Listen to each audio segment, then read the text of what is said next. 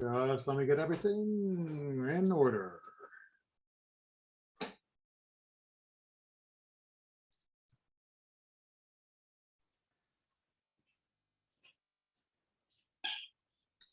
YouTube is kicking into gear, little by little.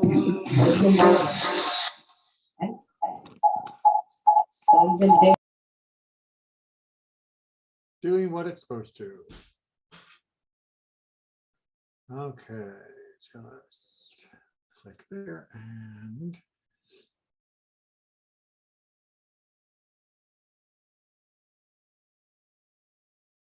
there we go.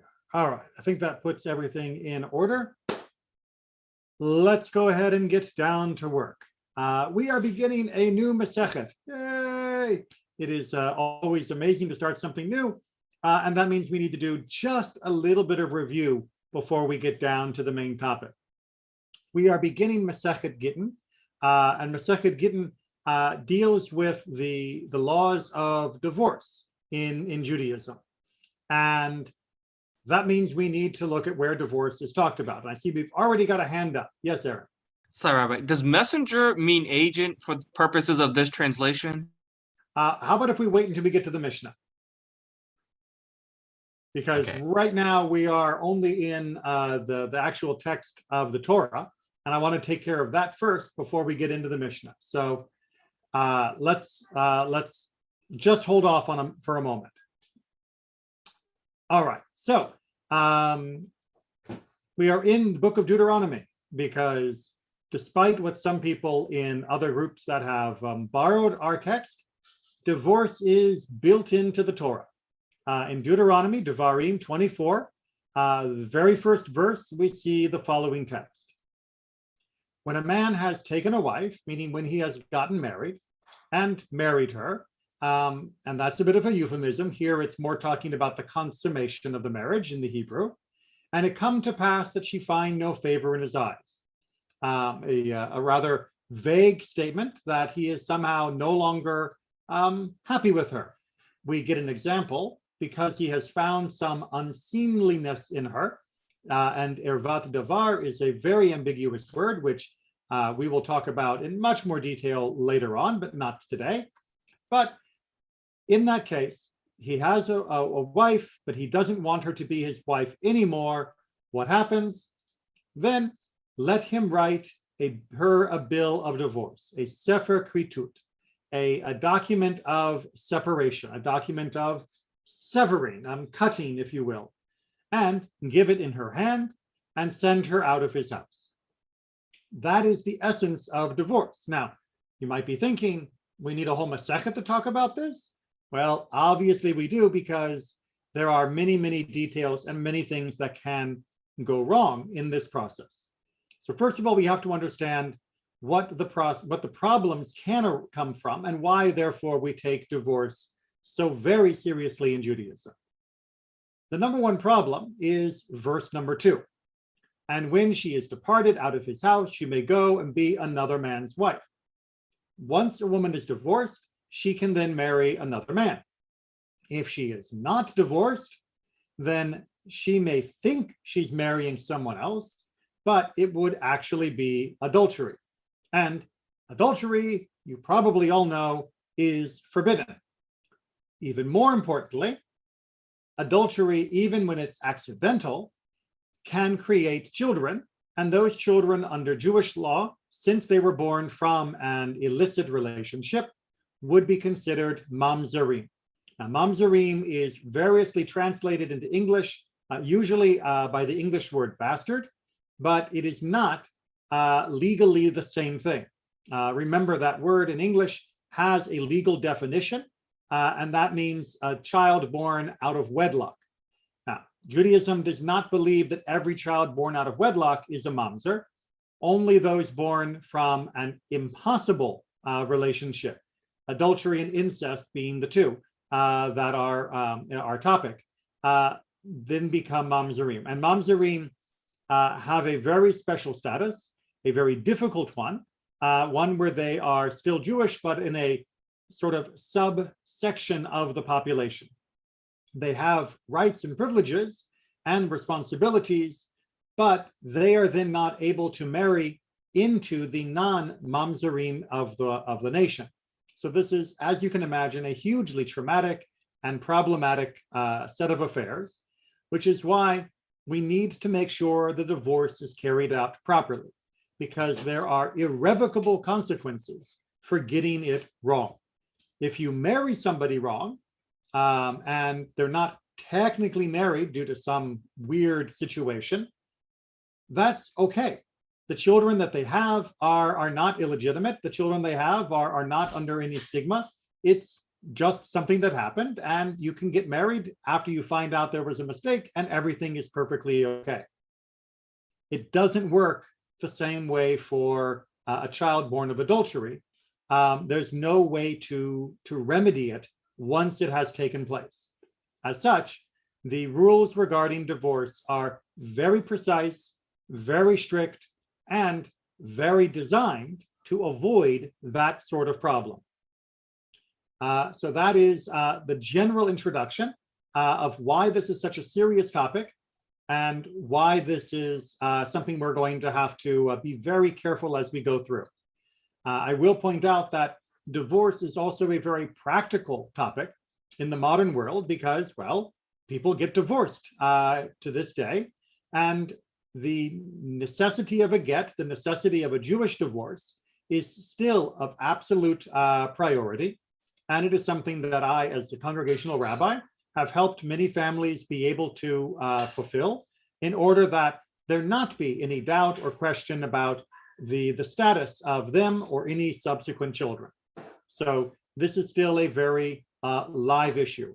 We will also talk about some of the current problems with divorce in the Jewish world as we go through the Masechet, but I don't want to front load too many of those problems tonight. So for right now, just understand we need to make divorce right, because if it goes wrong, we're creating a situation for potential adultery and potential mamzerim. You might be thinking, as I did when I began learning this in Jewish law, well, if it's so dangerous to get divorced, why not just say you can never get divorced? There are many religions around the world where divorce is forbidden, and you just don't have the option of getting divorced. Well, Judaism does not believe that a husband and wife should be forced to live together if they are not able to be happy together. That if there is a fundamental problem, then divorce is the correct solution. It doesn't mean that we believe that divorce should be the first line of defense. It shouldn't be the first response to disappointment or frustration, and it shouldn't be taken lightly. But there are situations where it is right for both of them to go their separate ways and have a different opportunity with a different partner for their life. As such, even with the danger found in doing divorce wrong, it has to be available in order to set a life right. As such, we defend it and we fight for it, and we try to work as hard as possible to make sure everything goes smoothly. Okay, any general questions about divorce? Because all the specifics we're going to deal with in the Masechet. But are there any general questions or things that are unclear so far of what I've just said tonight before we get down into the text?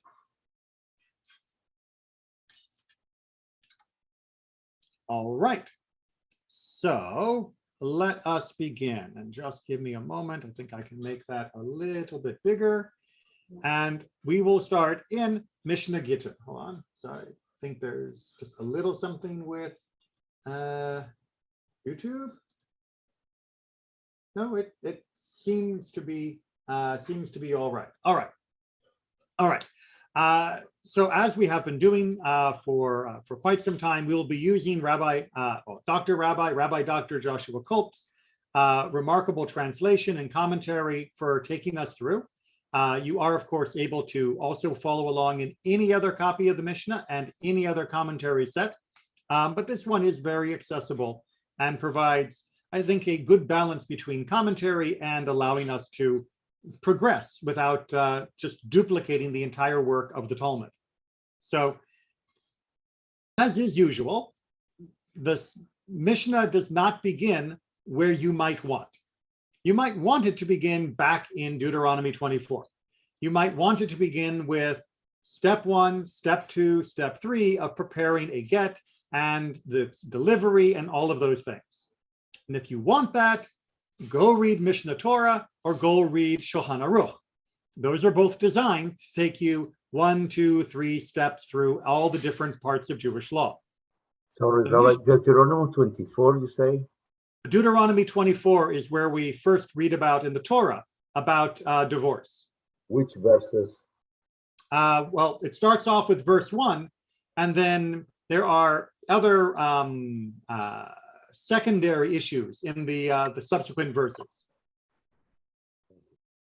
So if you just start off on verse 1, you'll get the main gist in verse 1, and then it talks what happens if she marries someone else in between after divorcing. But we're going to focus for tonight just on the standard divorce. But like as usual, the Mishnah assumes that you are reviewing your knowledge. It doesn't think you are starting from scratch. The Mishnah is a set of review notes, if you will, the PowerPoint slides for being able to repeat and recite the basic teachings that will then remind you of what your teacher actually gave you on all of the topics as you go through it. Most people in the modern world have not memorized all of Jewish law, and thus the Mishnah does not work very elegantly for them to dive into it. On the other hand, I have always found it very ennobling that the Mishnah assumes that I'm not a novice to the topic. It assumes that I'm starting with some knowledge. And indeed, all of us have started with some knowledge, whether it be just a few verses or whether it be just some ability to have logic and tie things together.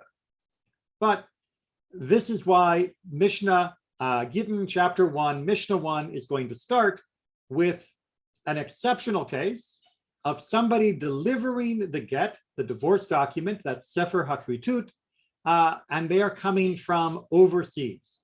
They are coming from abroad, which means that the wife is in Israel and the husband, for the moment, let's just say he lives in Rome.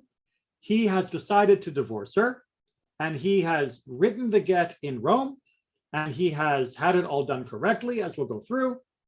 He has then given it to a person to deliver it in Israel to his wife in front of the court.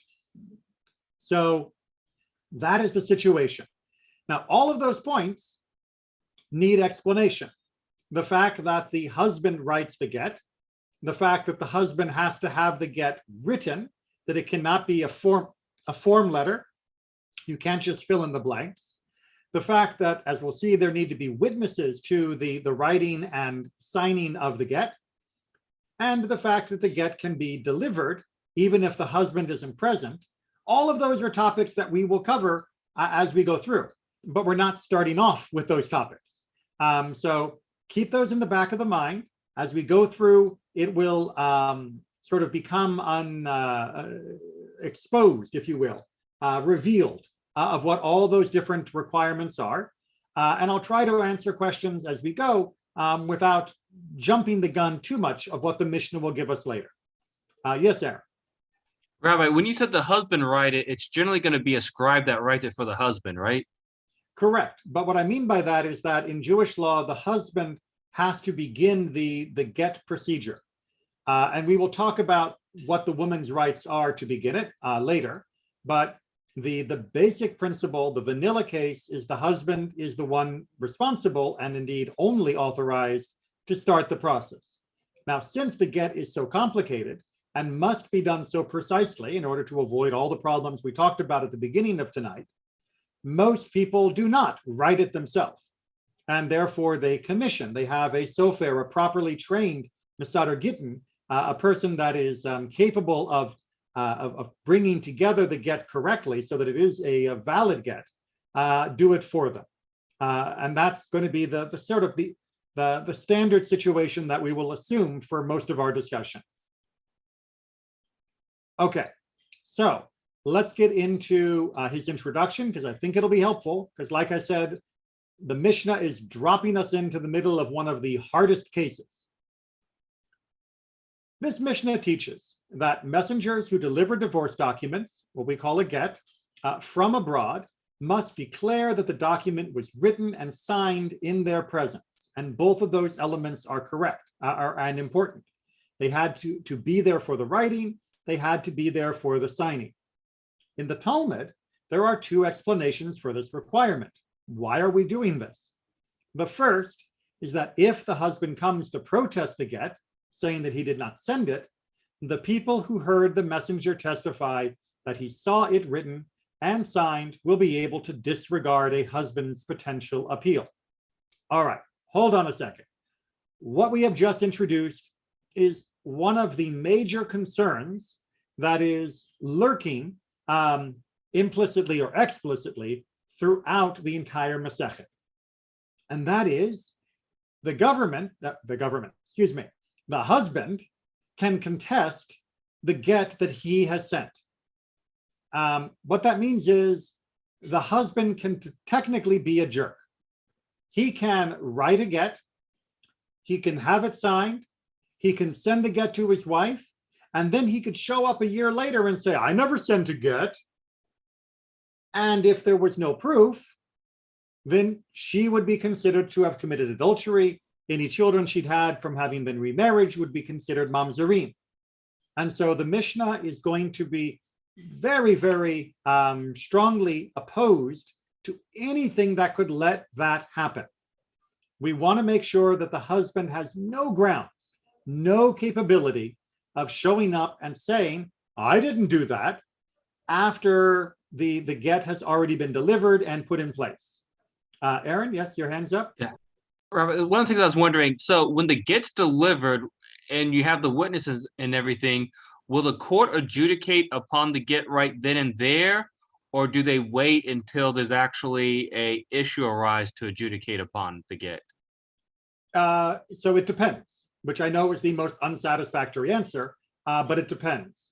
So there are situations where the get will be accepted, assuming they always will review the get to make sure that it is a kosher document, that it is written for the correct people, that it was signed, and all of those things. That will always be done whenever the get is actually delivered. Double checking the witnesses, which is really at the heart of this issue, that is usually only done if there is a suspected problem. But that's something that we will handle in due course as we go through. But Yes, Rabbi, sorry, Aaron, go ahead, finish up your question. do the witnesses have a certain amount of time to come forward and protest? I mean, can they just wait 10 years and then protest? No, as a matter of fact, we're going to see, and this is a little bit of a spoiler alert, that once a get has been considered kosher, once a get has been considered as accepted and delivered, then no one is supposed to cast aspersions on the get. You are not supposed to come and challenge it. We will eventually talk about what happens if they do anyway, but it is supposed to be, once it is done, it is done. And we'll talk about what happens in the limbo state when it's not completely done. That's going to be part of our discussion through the Mishnah. Natan? And still two witnesses is like usual, correct? I'm sorry, what? And still you need two witnesses as usual. So yes and no. You need two witnesses for the get itself. There will be two signatures on the get. But in this first Mishnah, we are only going to have one witness for what happened abroad. Because he isn't a witness on the get, he's a witness that he saw the get written and he saw the get signed. So it's a little bit unusual. And as we'll see, that's why we have to discuss what we accept and under what conditions we accept. So Rabbi, he's comparable to a notary almost, right? Signing a will? I'm not conversant enough in American law to know that, but if you mean it is a person who basically says, yes, I saw these two people do this, even though they themselves were not party to the signing, then yes, that's a reasonable analogy. Okay, So the Talmud is arguing, well, why do we need this messenger? Why wouldn't the get by itself, just showing up in registered mail, why wouldn't that be good enough when it shows up in Israel for the wife? Why do we need this messenger to remove any hesitation on accepting the get? I will point out, again, spoiler alert, we should have already read all of Mishnah Gittin, but that's how it's written. It doesn't come in a nice, neat order. We will have a way to accept even a get that wasn't accompanied by a messenger who could say all of this, but it takes more time under those circumstances. Here we are saying that if you have this messenger who says what we're going to eventually get to when we actually read the Mishnah, then we can accept it and be confident. And the question is, why do we have that requirement? Why do we want, and why would it be good to have this other person? And the first is, if this way we immediately can be confident that if the husband comes and says, I didn't do it, that we can be reasonably sure that he is lying. Because we had a witness say that he saw you have it written and he saw it be signed for you. And that's enough for us to say the husband's just being a jerk. We don't have to listen to his protest. As Rabbi Kolb continues, this is especially important if his wife has already remarried and had children. If her get is invalidated, her subsequent children would become mamzerim. The reason why the testimony of the messenger is only necessary if he comes from abroad is that in such a case, it would be more difficult to find the original witnesses. Furthermore, in the ancient world, travel was often dangerous and the original witnesses could not always travel to testify. So we want this extra bonus on top of the witnesses on the get, because we know that it's harder to check the witnesses who live abroad. Nowadays we've got much easier travel, not to mention phones, email, and Zoom. But back then, across the Mediterranean was not next door. Yes, Natan. But we didn't learn that you can, what's the name? You can testify in any court. You don't need to go to Israel. You can go also to your local court to testify. So the witness doesn't need to go to Israel. They can do in Rome, for example, under the Beit Din in Rome. The witness that actually was there to sign the get, yes, would do it in Rome. But the witness that's delivering the get needs to actually come with the get to Israel. They won't. Okay.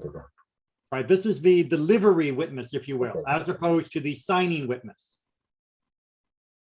And in fact, if the signing witnesses show up, then it's no problem at all. It's only because the signing witnesses aren't there that we have a doubt.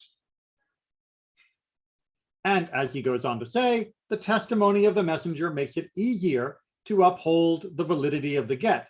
In essence, a service for the woman. The other opinion in the Talmud, which is really an additional opinion, is that outside the land of Israel, they were not knowledgeable in writing Gittin. Therefore, someone who came from abroad had to testify that it was written properly.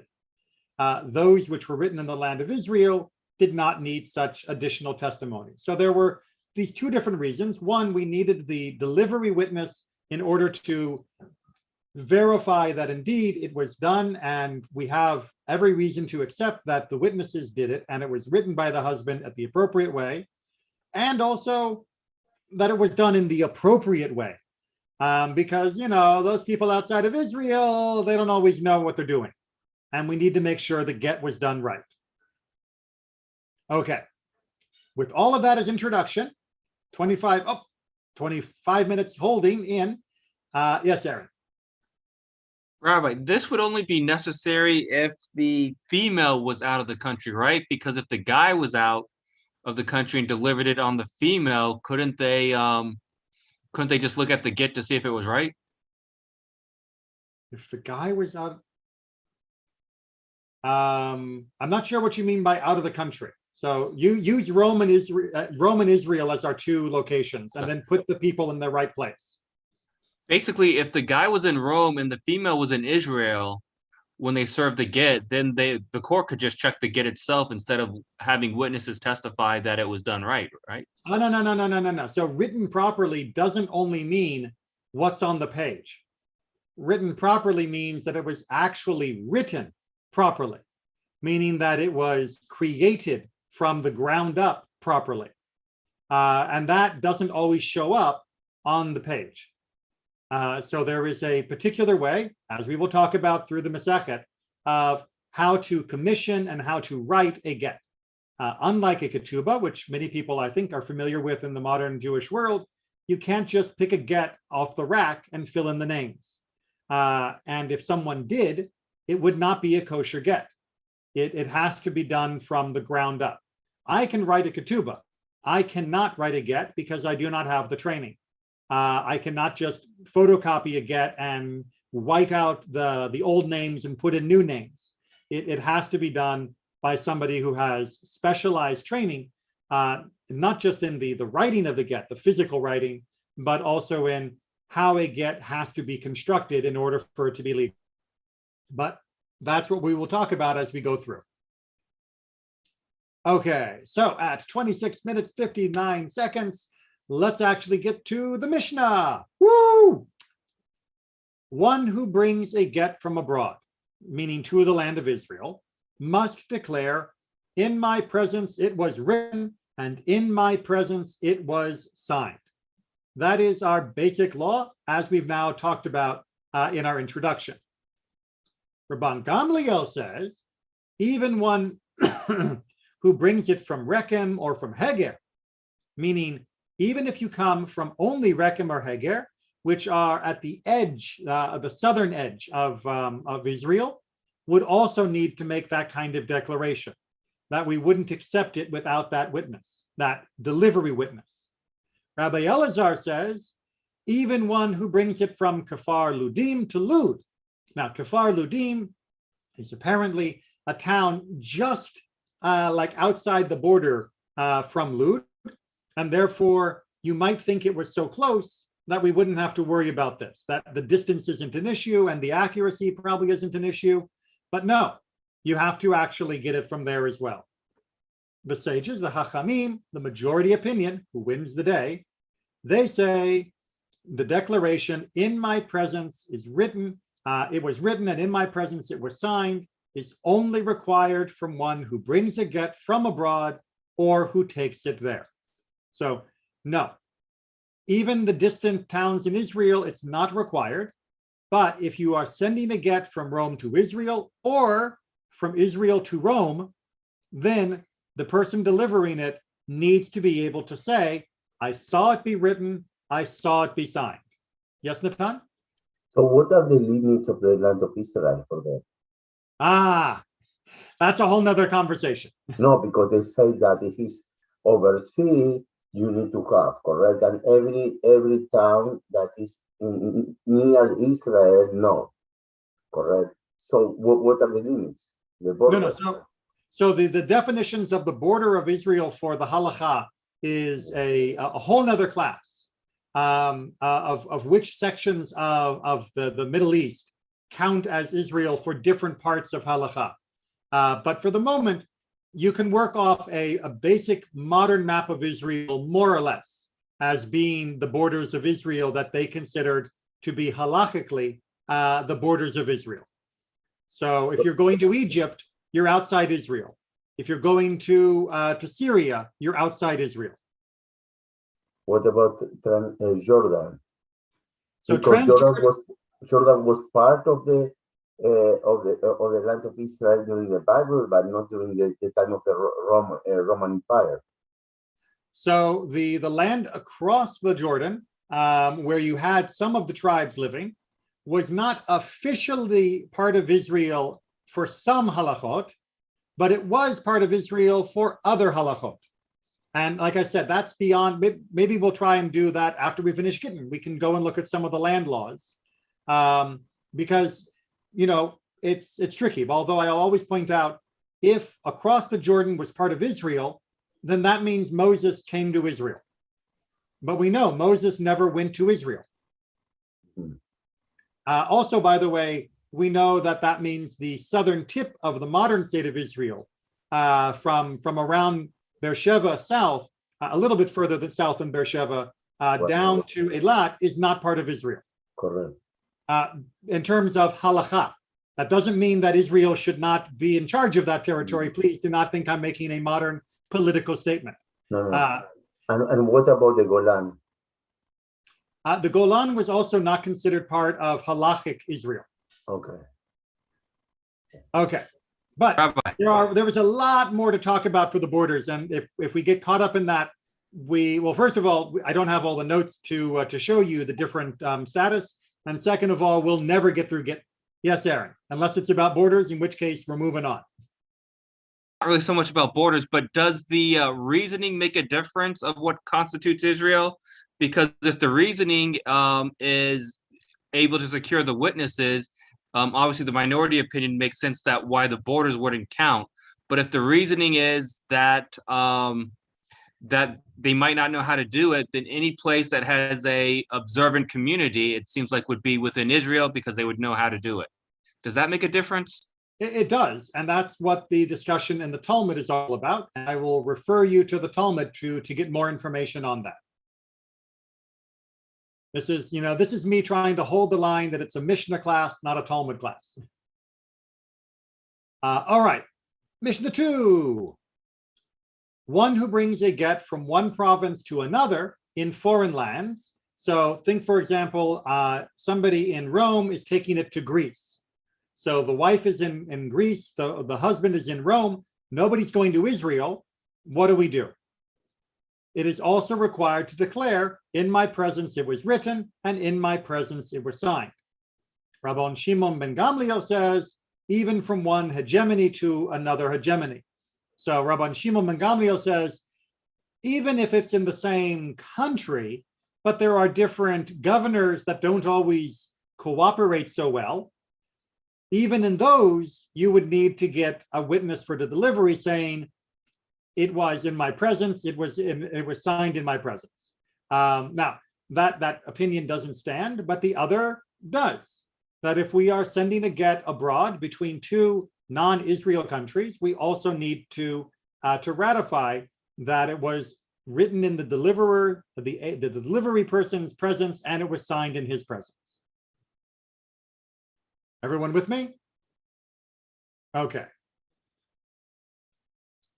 Mishnah 2. So we are continuing this discussion about what is abroad, what isn't abroad, and what's going on here. And we are going to add a little bit more into that debate. I'm just going to sort of scroll through that in case somebody wants to pause and watch it on YouTube. But the crux of the issue is, Rabbi Judah says, from Rechem eastward, Rechem being like the east. From Ashkelon southward, Ashkelon being like the south. From Akko northwards, Akko being like the north. Meaning that east, south, and north, those were the border towns, and anything further north, south, or east from those towns would be considered outside the area. Meaning like Akko would be outside, and of course anything north of Akko as well. But the Galil was very important because all the presidents of the court were in Tzipora in the Galil. So how could be Galil and Tiberia outside? No, Akko, but Akko is not further north, is further north than Tiberias. It's on the edge. It's on the edge. Okay. So in any case, Rabbi Meir says, Akko counts as the land of Israel in the matters of bills of divorce. That in Akko we can say that this is still close enough or good enough that we don't need this additional messenger to come with that special declaration. But like I said, the borders get confusing, and that is a whole nother discussion. Mishnah 3. We're now going to go into that formula in much more detail. One who brings a get within the land of Israel need not declare, in my presence it was written, and in my presence it was signed. So if I am coming from Jaffa to Jerusalem, you don't need a witness who can say, I was there when it was written, I was there when it was signed. Any random delivery person is okay. If there are those who protest its validity, it must be established through the signatures. So if when it's being delivered to the wife, someone says, I don't believe that Mr. Smith in Yafo actually is divorcing her, who are these people that are signing it? I think this is fake. Then you send and you ask the two people to come and visit Jerusalem and give their testimony firsthand. Remembering that in Jewish law, the witnesses on a piece of paper are technically testifying that they are willing to give that testimony to a court. It Who's is not paying for the ticket? well, everybody would go, of course, in order to help with a mitzvah like this. Who would fight? So the court pay the tickets.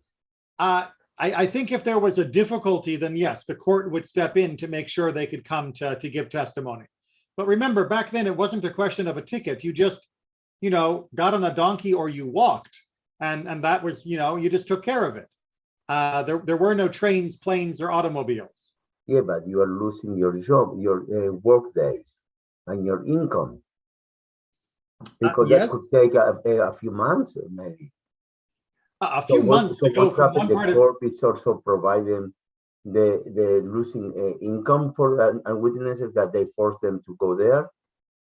So remember, Israel is not that big of a country. So we're not talking about losing months. And the courts were not like a modern court where it might take 3 months before you get a hearing. So, you set off on Monday, you're there by Wednesday, the court's on Thursday, you wait, you finish Shabbat, you come back. Yom Rishon, you're back on the road. It's a little bit of a schlep, but it's not a life-changing absence. Yes, Eric. Do they need grounds to protest, or can they just say, we don't believe they would protest? No, someone can just say, I don't believe it's valid.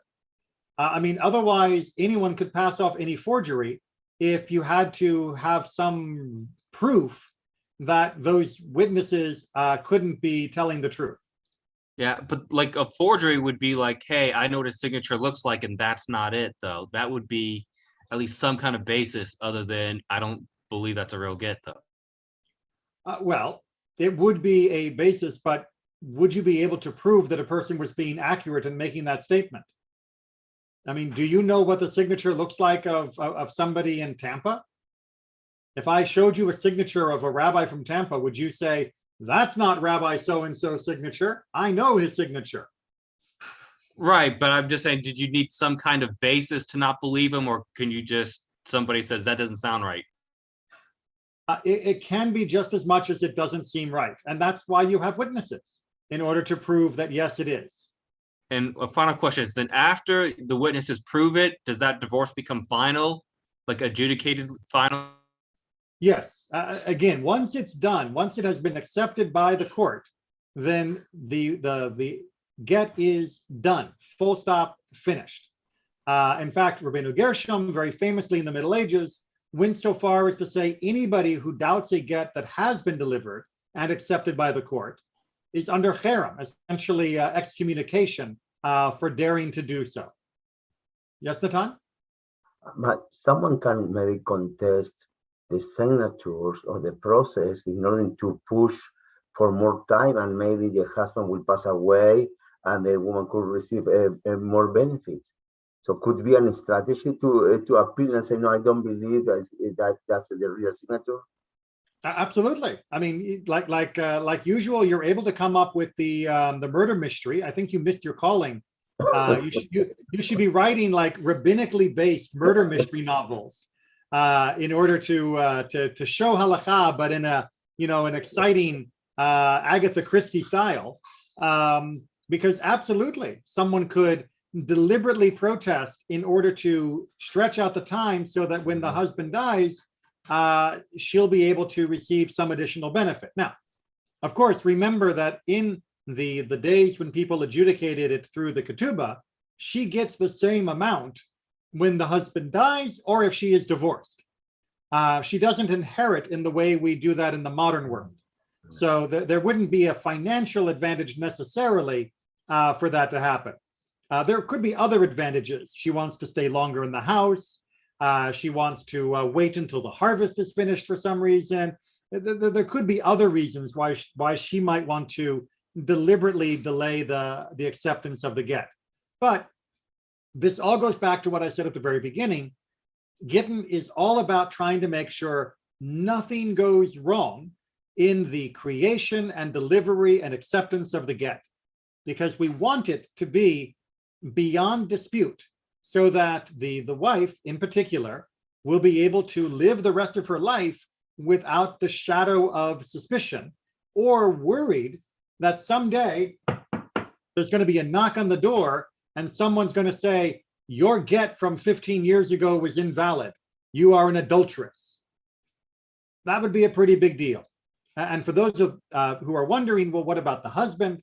Just a quick reminder that according to the strict reading of halakha, the man is not able to, doesn't commit adultery by taking a second wife. And that means that he could technically remarry, even with shenanigans with regards to his first wife. That's a big problem that we'll talk about more later, not tonight. But that is why we're focusing so much on making sure that she is not trapped in this process, and that she does not have the worry hanging over her, because ultimately she will be in a much worse situation if the get is wrong than the husband would be. And that power imbalance and that risk imbalance is one of the reasons for many of the things the rabbis do in the process of establishing the system and the correctness of a get, because they want to make sure that that gap between the husband's power and the wife's power cannot be exploited. And usually the exploitation would be on the husband's side, because he did have more power in that system. So continuing with the question of the formula, if one who brings a get from abroad is not able to declare, in my presence it was written and in my presence it was signed, if there are witnesses on it, its validity can be established through his signatures. As I mentioned earlier, someone shows up and says, here's the get from Mr. So-and-so in Rome. And the court is going to ask him, did you see it written? Did you see it signed? And if he can't say that, well, then we're going to take more time and we're going to have to try and establish to be sure that indeed the get is valid, that these are correct witnesses, they did see it written, and they did know that the husband was writing it, blah, blah, blah, blah, blah. So there is going to be a longer delay if that delivery witness shows up without that information ready to go.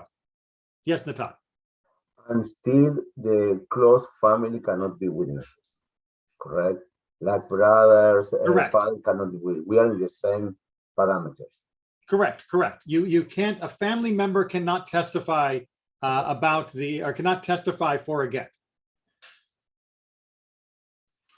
All right. 1-4. Okay, so we're going to jump into a slightly different topic, but it's related and not related. So let me just read Rabbi Kolb's introduction and then we'll talk about it.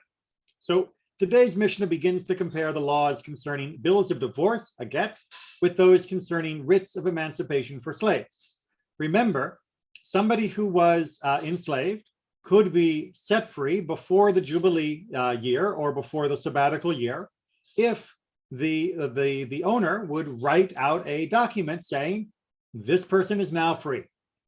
So you can begin to see, if you write a document to say, this person is free from me as a slave, and this woman is free from me as my wife, there might be some parallels between those two types of documents. And that is what we're going to focus on until the end of chapter 1. As he points out, in Aramaic, the word get means document, and not always just a divorce document. It can be both a divorce document or an emancipation document or other documents. Furthermore, there is some similarity to the two situations, marriage in the ancient world and slavery, and between the way the two documents, divorce and emancipation, are written, as we will see. However, we should not think that the comparison between divorce and emancipation is complete. They are not the same thing. There are similarities, but they are not the same. The major difference is that a man may sell his slave, but he cannot sell his wife. Now, this is a bit of an issue in the modern world. There are many people who still feel that the modern Jewish or the continuation of the traditional Jewish marriage system is a form of subservience and a form of such fundamental inequality between husband and wife that it should be abrogated, that it should be put on pause. There have been voices within the conservative movement talking about this for some time, who argue that since two people who are not officially married under Kiddushin do not produce illegitimate offspring, there's nothing wrong with their children, and there's nothing wrong with the relationship per se, that it would be safer to simply drop marriage down from the full version of Kiddushin into a ceremony that celebrates the union without moving it into the full halakhic category of marriage. And that would prevent any of the problems that might arise about giving a get or a divorce, because it wouldn't have ever been a full marriage. Plus, it would equalize the power relationship, because either side could initiate divorce. Either side would have equal standing in these matters. Now, that's a very controversial position. It is by no means universally accepted. I still do regular Kiddushin. I have not embraced that particular mode, but I do find it an interesting argument, and one that should, even if we don't accept the idea of drastically changing how we do marriages in Judaism, that we should still be sensitive to the power imbalance in the traditional way. And we should appreciate first how our rabbis in the ancient world tried to fix that imbalance. And we should do all we can in the modern world to make sure that that is as close to equal in the system as possible, while still maintaining the tradition. And we'll talk about those kinds of techniques and statutes as we go through the Mishnah. So let's talk about the similarities here between the bills of divorce and the writs of emancipation. They are similar concerning a messenger who takes them from abroad from the land of Israel, and two, brings them from abroad to the land of Israel, right? So they're going either direction. We have somebody in Rome who is sending a document back to Israel saying, please free Mr. So-and-so, he is no longer my slave. The same thing matters, same thing. They still have to say, it was in my presence when it was written, it was in my presence when it was signed. This is one of the ways in which bills of divorce are similar to writs of emancipation. Now, 1.5, we're going to continue on this topic. So first, we have to understand that in 1.5, we're going to be talking about the Samaritans. Now, the Samaritans were a Jewish-like group in the time of the rabbis, and there are still Samaritans in modern-day Israel as well. Very, very tiny population, but they are still around. And most likely, the Samaritans are the descendants of the people that were moved into Israel by first the Assyrians and then later by the Babylonians during the exile of the Jews from the land. And those people who came in did what people did in the ancient world, which was they adopted the local practices. But they adopted Judaism in a very unequal way. They were not a perfect receptacle for Judaism. They didn't pick up all of Jewish law. They didn't pick up all of Jewish tradition. And so some of what they do is similar, and a lot of what they do is different. So they are Jewish-ish in terms of their life and their principles. So that makes them similar, but not really within the normal normative Jewish world. Okay, so that means when a Samaritan gets involved in an activity, it is unclear what status that person has. And in our case, we're here in Mishnah 1:5. Any document which has upon it the signature of a Samaritan is invalid. So if I sign a document saying, I saw Mr. Smith sell his donkey to Mr. Jones, a Samaritan signature is not considered a valid signature. However, except for bills of divorce or writ of emancipation. If I have a get and the get is signed by a Samaritan, we accept the witnessing of a Samaritan for the bill of divorce, for the get, or for the emancipation of a slave. And we have a proof of this. It happened that a bill of divorce was once brought before Rabban Gamliel at Kfar Otnai, and its witnesses were Samaritan, and he decreed it valid. He went along and said, yes, this get is valid, even though it are Samaritan signatures rather than the normative Jewish signature. Yes, Natan. The obvious question: why those two bills, yes, are different than the others? Why they accept the Samaritan on those and not to the other? Because they are more important, or because they are less important in the day-to-day? So the basic understanding is that they were not, although we had trouble with the Samaritans in many other situations, and in general, during the Roman period, they were not considered trustworthy because they were often trying to agitate between Rome and Israel. In the matters of divorce or in the matters of emancipation, they were considered reliable. Now, my own theory about that is because they not only took those matters seriously, but because one of the defining features of the Samaritans is they do not accept the oral law. They don't accept Mishnah or Talmud or any of the interpretation of Jewish law that has come down to us in Judaism. But the writing of a bill of divorce and the giving of emancipation are more clearly attested in the Torah. So maybe they were more likely to be honest in that, seeing in it something that they could understand and relate to. But you're right, it is unclear why exactly in these two topics they would have been more accepted as more honest witnesses. Yes, Aaron. Just out of curiosity, weren't the Samaritans hostile to the Jewish population? And I got that from the story of Alexander the Great and the priest. Yes, that's what I said. The Samaritans were often agitating, trying to cause tension between us and Rome in particular. So yeah, and famously, there were Samaritans that were often mislighting the bonfires when trying to spread news of Rosh Chodesh, the new month, and causing confusion over the calendar. So they are not considered to be reliable witnesses in general. They are not considered to be allies of the Jewish people. But on these matters, they were accepted. Now, the other reason might be, as I've stated from the beginning, and you'll probably get sick of me saying, the rabbis do want to make sure that divorce can happen. They don't want to force unnecessary hurdles. They don't want to make it harder than absolutely necessary for this to be taken care of. And maybe this was considered an important leniency. And likewise, the rabbis were not a big fan of slavery, even when done within the relatively mild form in the Jewish world of their day.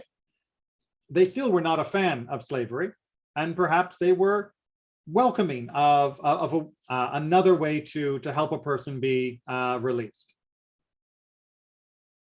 Yes, Aaron? Sorry, not to go off point. You said they weren't a fan of slavery, but wasn't Rabbi Gamliel famous for owning a slave named Toby? Yep. Not a fan of doesn't mean that they always acted in perfect, consistent manner.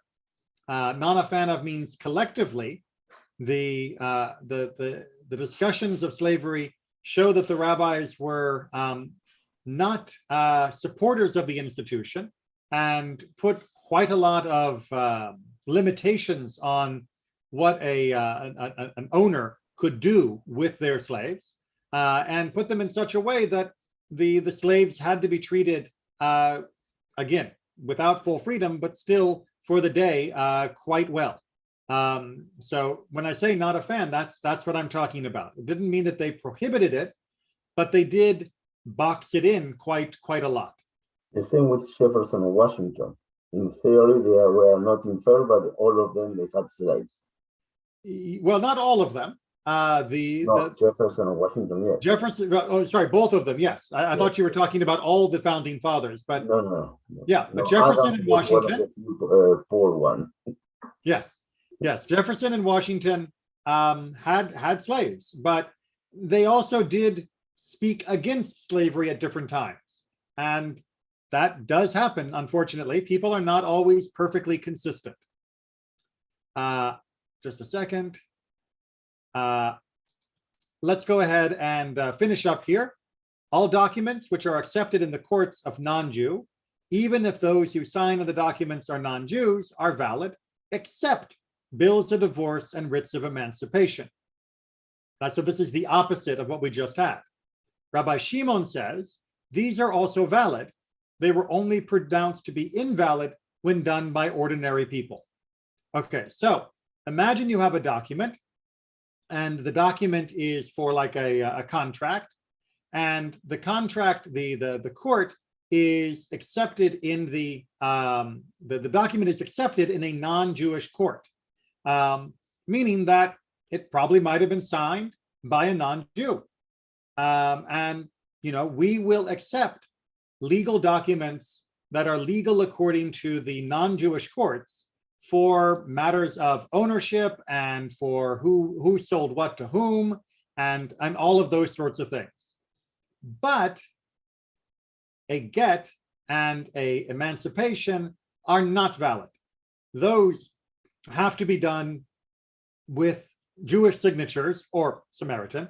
They cannot be done in a secular court of law. Now that matters enormously in the modern world, because it means that a divorce done in a secular court of law, the state of Florida does a divorce and hands people the divorce papers, is not considered a Jewish divorce. That person, those people still need to get a get in order to be divorced Jewishly. And that difference, that confusion that causes, can be a major problem in the modern world. And it can also be a major source of strife, because oftentimes that means the husband, and it is the husband because of the power imbalance, can have his cake and eat it too. He can divorce his wife in the secular court, but refuse to give her a get in the religious court. And that means he has no obligations to her because they are divorced in the eyes of the state, and she has no claim on him after that divorce has been finalized. But she still needs a get if she wants to get remarried. And he may either not want to get remarried or maybe leaving normal Jewish practice altogether and get married without needing a rabbi's performance of the ceremony.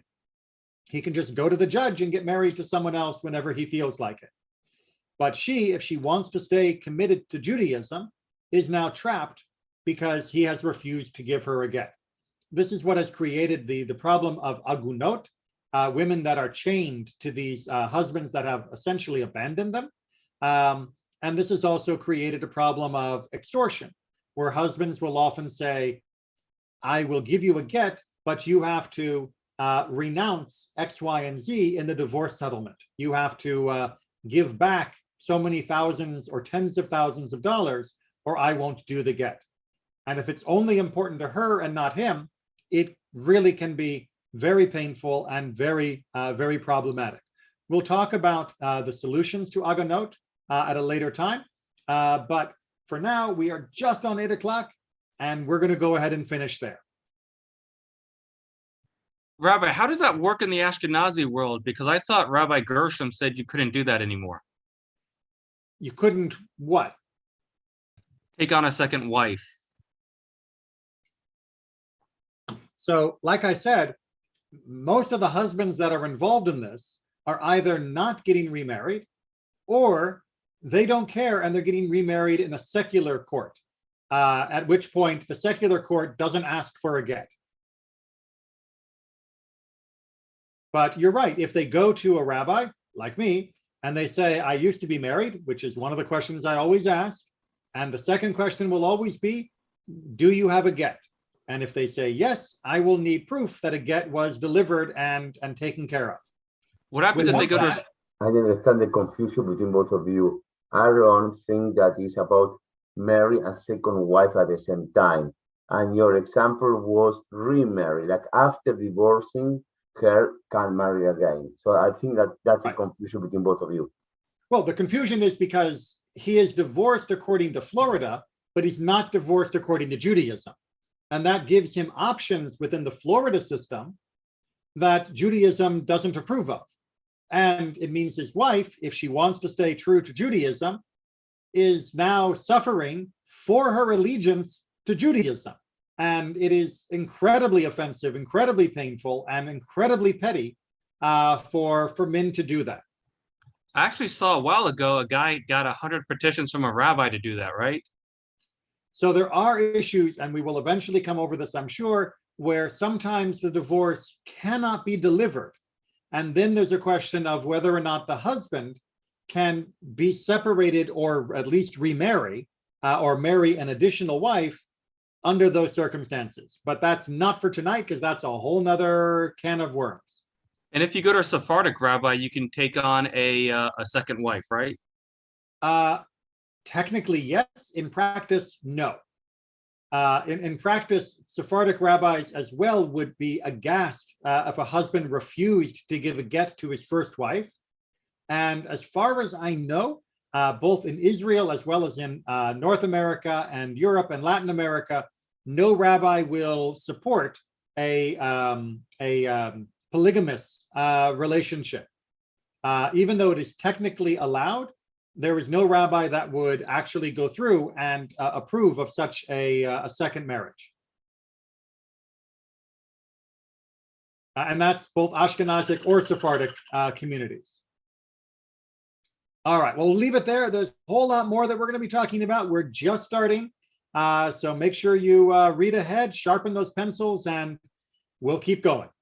Take care, everyone. Whoa, before I forget, take care, everyone. And next week and the week after, there was no Mishnah class because of Pesach preparation and Pesach celebration. So we will reconvene on, where's my calendar? We will reconvene on April 27th. Pesach celebration on Wednesday in Chol HaMoed.